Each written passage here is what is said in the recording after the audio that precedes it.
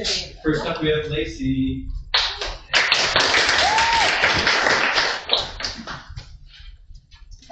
Hi everyone, thank you for coming. So for my senior project, I chose social media marketing.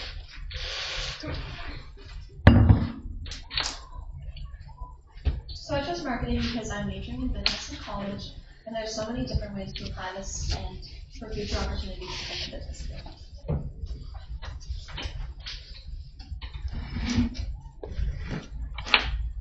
So last year I did my junior project on wedding planning and on-site coordinating, but this year I decided to switch gears and focus on marketing. After this internship, I realized I wasn't really passionate about wedding planning as I am about social media and photography.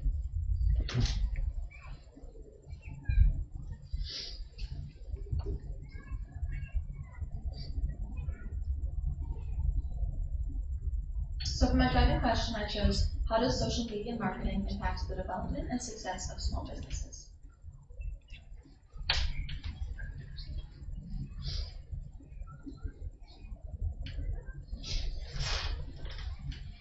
So I separated my research paper into 3 strands: how small businesses grow using social media marketing, the importance and value, and the different types of marketing.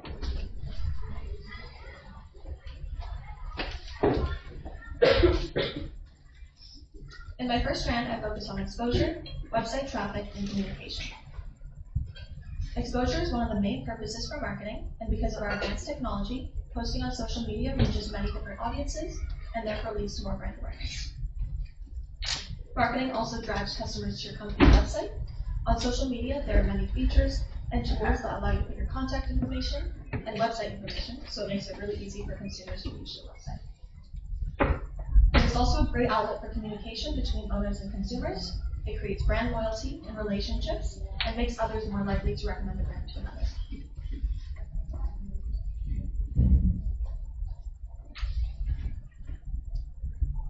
In my second strand, I researched why it's important for small businesses to use marketing. And first, setting a budget allows teams to be organized and create specific plans for their marketing team. It also creates new opportunities for small businesses to grow and succeed within the industry. And lastly, because of new technology, businesses are able to utilize new tools that can be used to attract interest and posts on social platforms.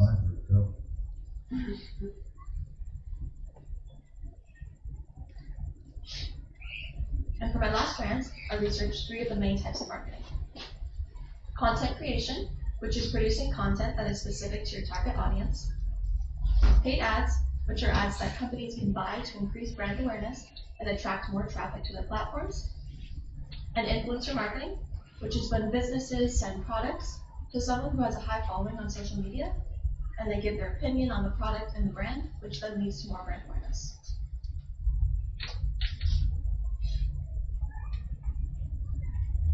So I did my internship with Peggy Lynn Spiker, and she's a realtor on Maui. I was her content creation specialist, and I posted on her personal Instagram account. So one thing I would have changed was that I wish I actually got to take the photos and take the content, because then I would have been able to have like the full experience. But at first she didn't have any business tools on her account to track her following and impressions, so I added that. And because our internship only lasted about 2 to 3 weeks, our main marketing goal was to get more impressions rather than followers. So this is what her page looked like before.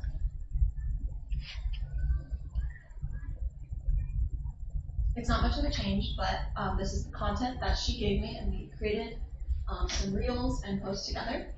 And we came up with specific captions and hashtags that would bring even more impressions.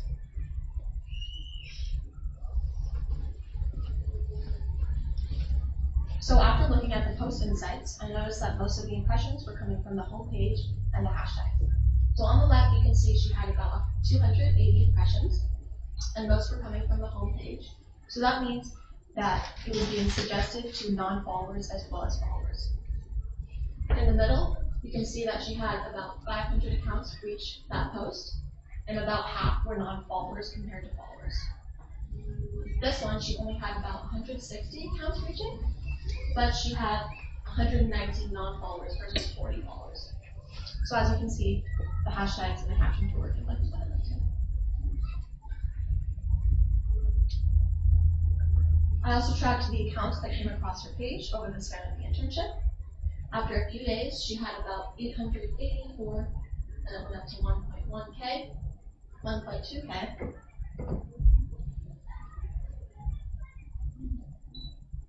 2.2K, and more recently, 2.9K.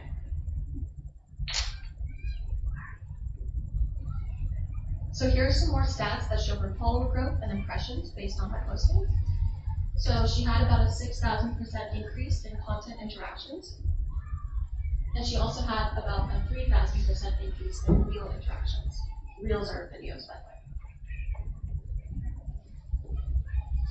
I also discovered her target market and who's actually interested in her lifestyle and what she posts. So as you can see, it's mostly ages 40 to 50, 63% women, 36% men, and she also had about a 5% increase in following over the span of the internship. So for my product, I created a marketing plan that just described what our plan was and our goals for her account.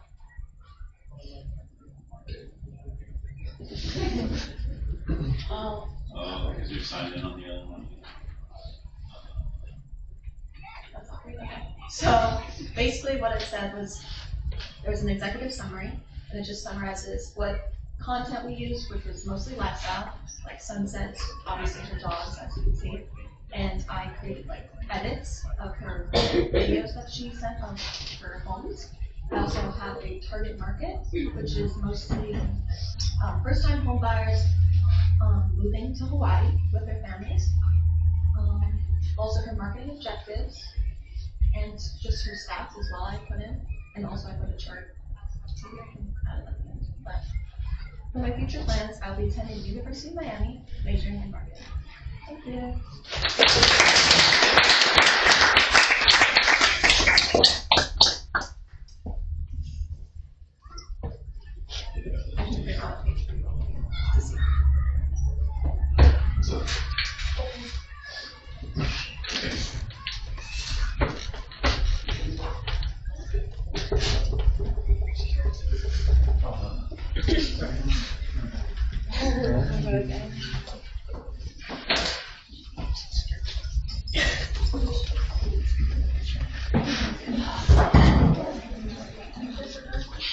Plug that in.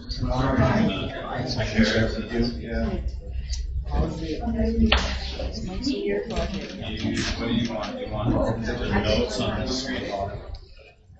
Oh, that is the system. Senior partners. You know, Or you share it with, Yeah. presentation. and Yeah, presentations.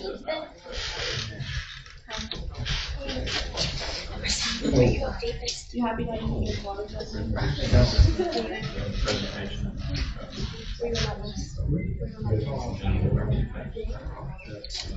Yes, we will. What's the risk that we Everybody does that. No, like it's what? Hello?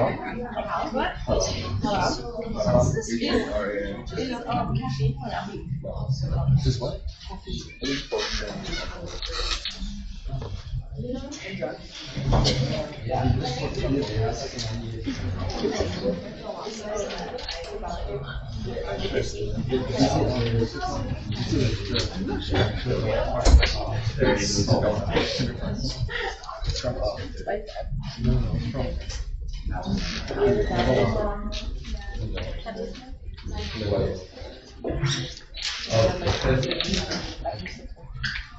Me go. Okay. Andy, you're looking good in that shirt today, buddy. I second that. That's actually where it is.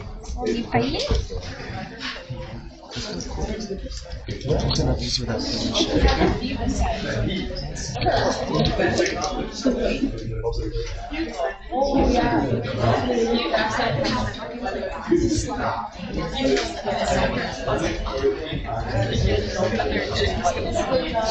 And I'll apply playing.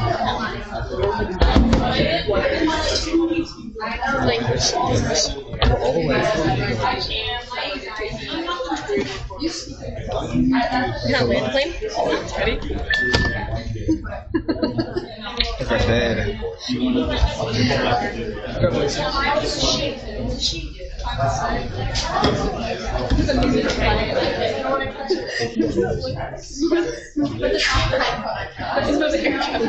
It's real sensitive, so I don't Oh, you're MC?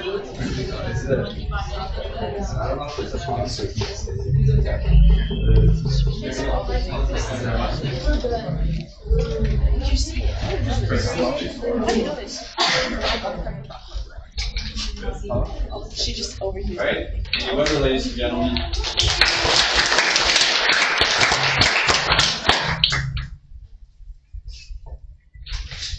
Good morning. I decided to do my senior project on focusing on why the world has a global shortage of nurses, and then things that specifically within the United States. So these are my objectives of my presentation. So I have a question, two more issues, and then internship, and then my findings doing my internship as well as my research.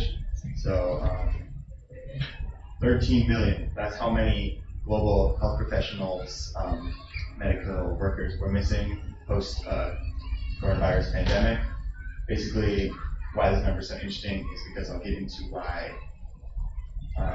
the population of healthcare workers varies year to year and the things that affect that.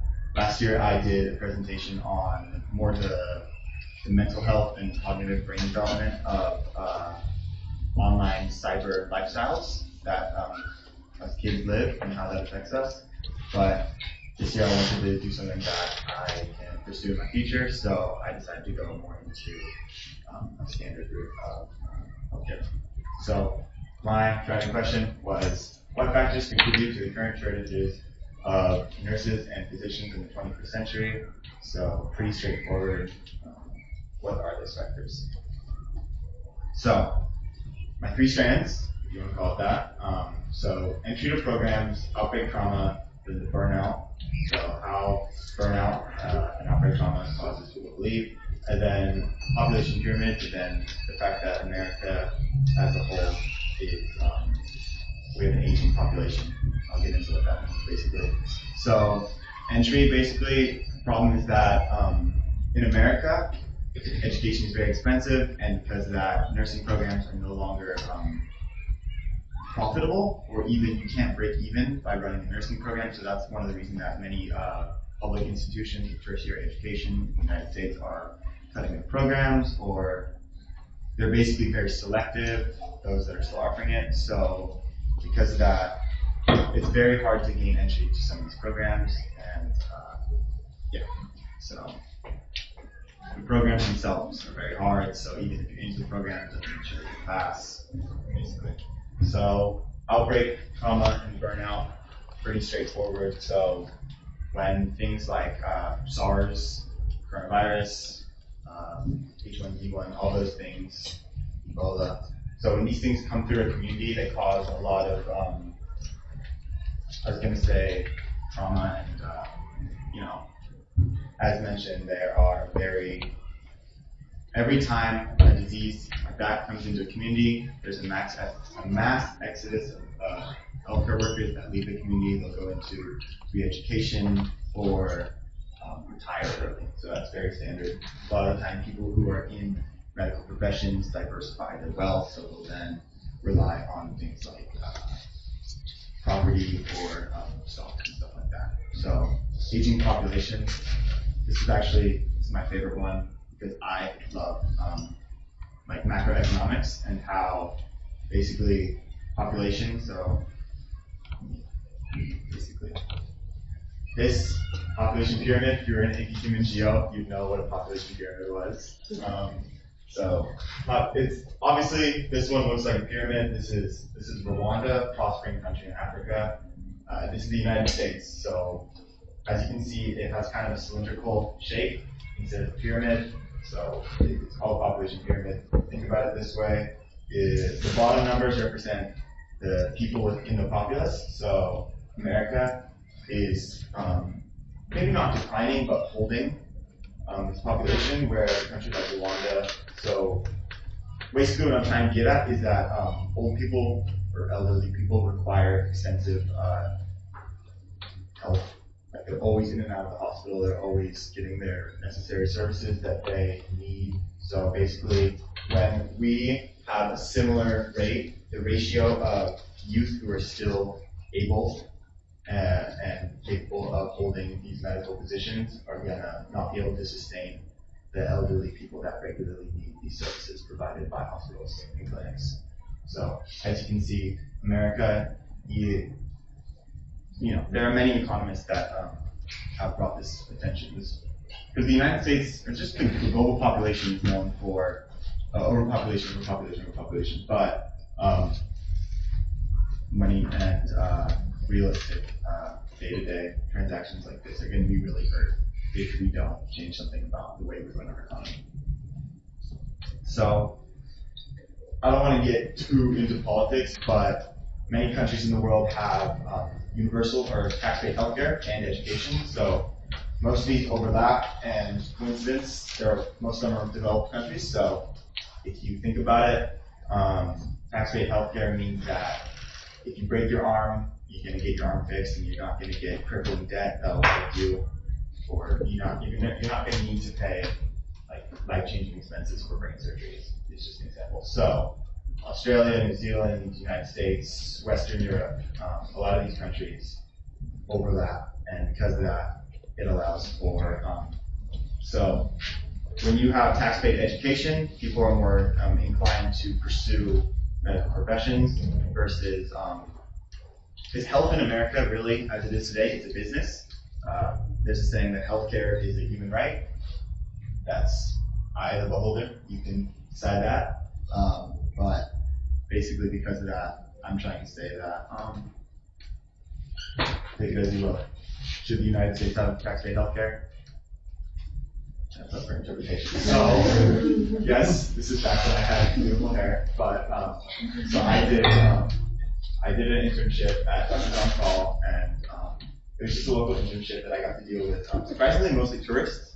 So I worked with an RN there, and I got really personal experiences, so I learned the day-to-day actions that happen in a clinical lab. So basically, I did stuff like observe heart murmurs, talk to patients. You know, I don't have a license or anything like that, but I was able to follow the RN and really observe personal things. So I got to deal with fun stuff like the urine detector and all kinds of super awesome stuff like that. So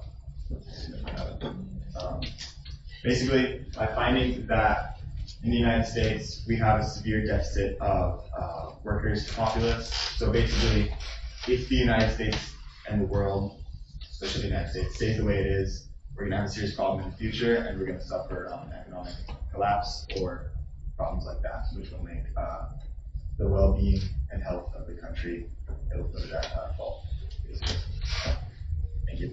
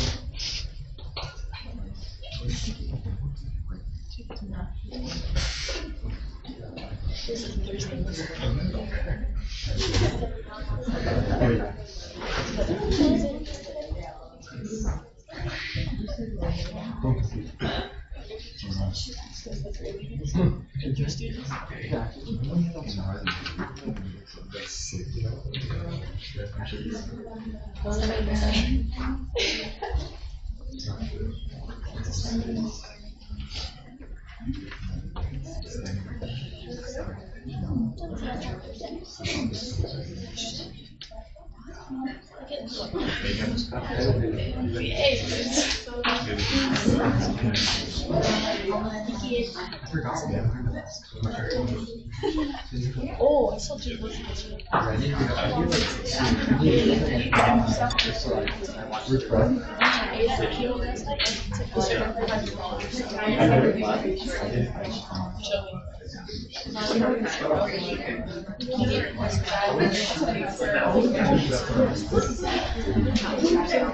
Show me the door.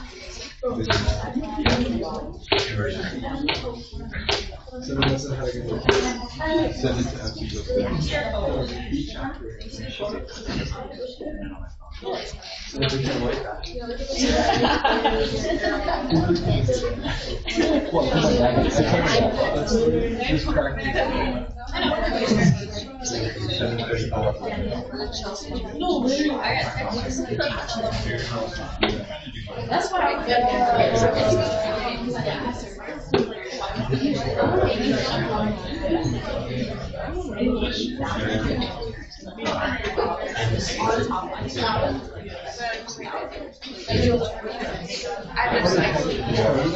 no, I can go there by day and I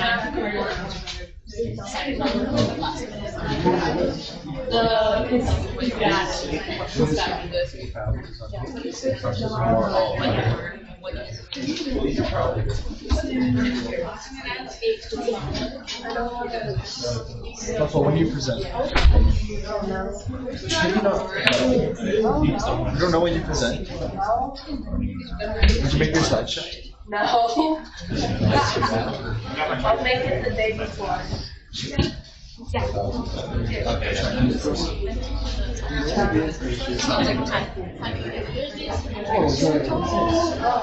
Wait, what?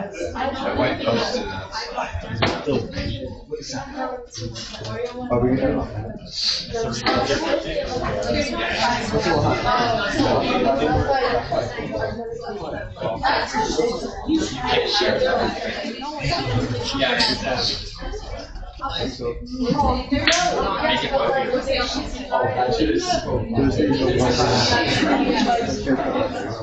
So I was working on lines. 20 minutes yeah. No one was not even sick.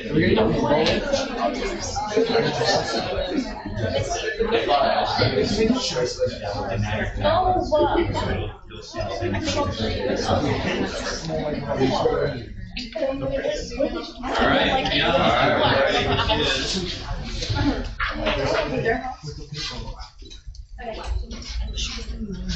Thank you guys for coming. For my senior project, I decided to focus in on congenital heart defects in specifically developing countries. And if you don't know, congenital heart defects are just defects that you have with potential before. So first I want to talk a little bit about my junior project. For my junior project, I decided to focus in on healthcare in developing countries as a whole. And then I was fortunate enough to be able to take a trip over this past fall, and we focused in on congenital heart defects, and then that drove my research. So congenital heart defects are something that aren't usually talked about in like global action for developing countries in healthcare, but it's something that's just as big of an issue as anything else is. So I wanted to talk about a few facts that I wanted to start with just to show you guys how much of an issue this really is. So first, in sub-Saharan Africa specifically, children are 14 times more likely to die before they are 5 than in developed nations. Around 500,000 children a year are born with a heart defect and are often neglected the immediate care that they need. 1 in 4 children is diagnosed with a CHD, which is a congenital heart defect. And the World Health Organization estimates that around 1.5 million live births have a CHD, and 90% live in poverty with little to no care. So this led me to my driving question for my research, and it was, what are the common CHDs and how do they affect developing countries today? So for my research paper, I broke it up into 3 strands. The first is CHDs as a whole, because you have to know what they are before you can know what's being done about it. And then I wanted to focus in on CHDs in sub-Saharan Africa specifically, and then the global response. I wanted to know what people are doing about it. And in addition to that, most of the pictures I use on my slideshow today are a result of my trip, so I thought I would just mention that, and I'll talk more about them later. So first is congenital heart defects as a whole. The first thing you have to know is a fetal heart compared to a newborn heart, because they differ slightly, and it's important to know. So first, in a fetal heart, you have a ductus arteriosus, which connects the aorta and the pulmonary artery, as well as a foramen ovale, which connects the left and right atrium of the heart. And then once you're born, they typically close on their own. So the ductus arteriosus closes and the foramen ovale closes. And then you have the different sides of your heart, but the deoxygenated and the oxygenated blood don't mix. If for some reason those don't close on their own, they cause a CHD. So an atrial septal defect, or ASD, is when the foramen ovale doesn't close. And if the ductus arteriosus doesn't close, it's a patent ductus arteriosus or a PDA. Over time, these cause a lot of strain on your heart, and they need to be scanned for and treated as soon as possible. Otherwise, they cause irreversible damage, and they can eventually lead to heart failure. So there's two main treatment options that one can undergo when they have a CHD. The first is a cardiac catheterization, which is where you make an incision in your groin and you feed a catheter up into their heart. And what it can do is like place a plug inside the hole, so it doesn't really make it go away, but it stops the oxygen rich and the oxygen poor blood from mixing together. In addition to that, if you don't do a catheterization, you can do an open chest surgery or like a thoracotomy, which is where they make an incision in the side of your heart and they go into your heart and they place a suture around the hole and then they cut it in the middle and it kind of shrivels up like a balloon, and this like eliminates the issue altogether. So next I want to focus on CHDs in sub-Saharan Africa specifically. This is the town of Dodoma that I was in, where our hospital was, and this is a mom and a baby that we ended up screening in Tanzania when I was there.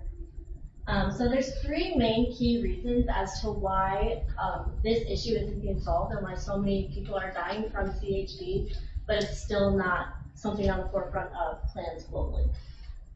The first reason is cost. Many families are living in immense amounts of poverty, and the initial cost of hospitals are very expensive because the public hospitals typically don't have as good of resources, and the ones that do are private and they're very expensive, and many families can't afford that, and they can't go in to get their checkups on their children that they need to scan for CHDs in the first place. The second reason is there's a large resource deficit. This is lack of supplies and brain drain that is often found in developing countries. The lack of supplies I noticed firsthand when I was in Tanzania, and there's like post-op medicines we didn't have. We needed a chest tube and they didn't have it, and many resources are just like broken that they do have or they just don't have it in the first place. And as well as brain drain. So a lot of the doctors aren't trained to the standards that they need to be to help solve these issues. And if they are and they end up getting the education that they need, they typically don't want to stay there. They want to leave to a more developed country and get a better income from it. And the third reason is corruption within the hospitals there. I also saw this on my trip. One thing that was a big thing for us is like we were providing free healthcare, but every time that we needed to get labs or x-rays or medicines, they would make the families pay additional costs every single time. So the free like procedures that we were trying to do for people was just overtaken by the hospitals, and they usually aren't overturned because it's letting the people in power make more money rather than helping the people that actually need it most. So this is the three reasons why the cycle just is continuous. So next I want to talk about the global response. This is the group that I was with when I went to Tanzania, and I just wanted to focus in on like what people are really doing to help this. There's three things that I mainly found. The first is medical mission trips, like I talked about. Usually people go and they try to set up programs to like help and start up like new programs like that, but typically what happens is then they leave and then it just goes back to how it was before. It doesn't actually get fixed and it doesn't help. But the medical mission trip that mission group that I was with, they would go back to the same spot repeatedly and set up a program as well as train the doctors at the same time so that once we leave, they can be trained and do it on their own. In addition to that, I found that the World Health Organization agreed to a global action plan for the prevention and control of non-communicable diseases from 2013 to 2020, as well as a sustainable development goals by the UN to control under 5 deaths in these areas. However, like I said, CHDs are typically placed on the back burner of these plans, and like malaria and diarrheal diseases are at the forefront.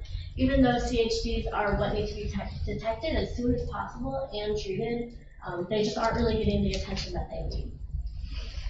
So next I want to talk about my internship.